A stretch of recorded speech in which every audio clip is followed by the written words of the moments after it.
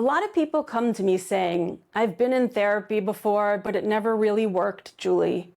When I hear that, I don't assume therapy failed. I assumed the approach didn't match the person. With the stark contrast, it's a therapeutic model that I created for people who don't think in straight lines. For us creatives, visual learners, and those who experience emotions intensely but have a hard time explaining them with words alone. Can you relate? It's informed by CBT, but it goes beyond conversation.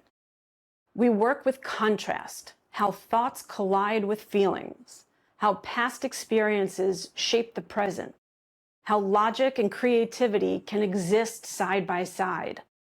The goal isn't just insight, but clarity that you can see and feel. That might look like visual or experiential exercises. It might involve metaphor, imagery, or creative exploration.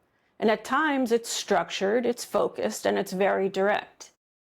If you've ever felt stuck in traditional talk therapy, like you were revisiting the same stories without meaningful change, this approach is designed to go deeper and to create movement. Here at Root and Rise, therapy should feel human. That's something that no artificial system can replace. AI or bots, they miss nuance, they miss tone, timing, and the unspoken. Technology can be helpful, but it cannot replace human presence. The stark contrast, how the mind justifies what it needs. Have you noticed how the mind can hold two things that don't quite line up? You want relief, so why does moving forward suddenly feel hard?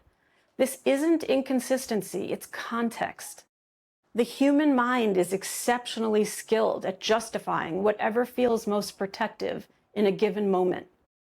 When growth feels manageable, the mind will build reasons to move forward. When vulnerability feels risky, the same mind will create equally convincing reasons to pause, avoid, or stay exactly where you are. Both make sense. This is one of the core ideas behind the stark contrast. So rather than arguing with your thoughts or forcing change, we place two truths side by side.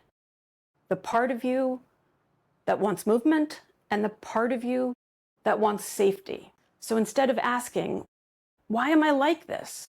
We ask, what does this belief protect me from right now?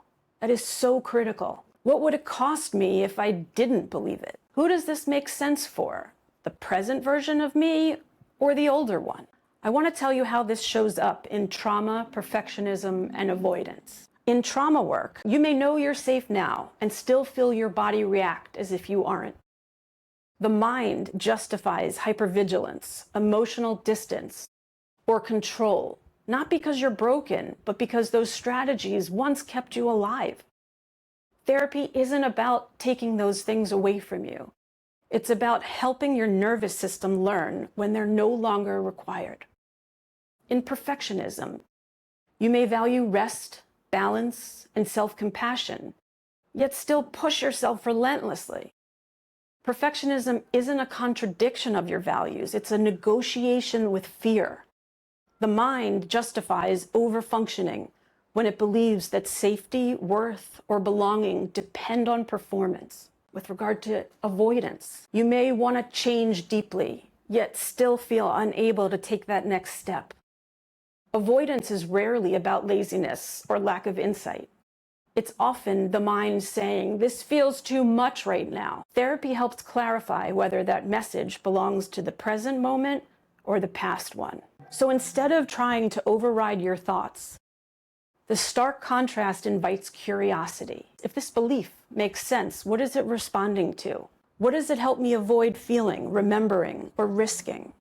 What might happen if I didn't need this justification anymore?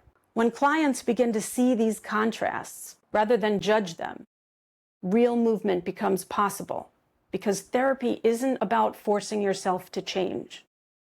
It's about understanding why staying the same once mattered. And that's where the choice begins.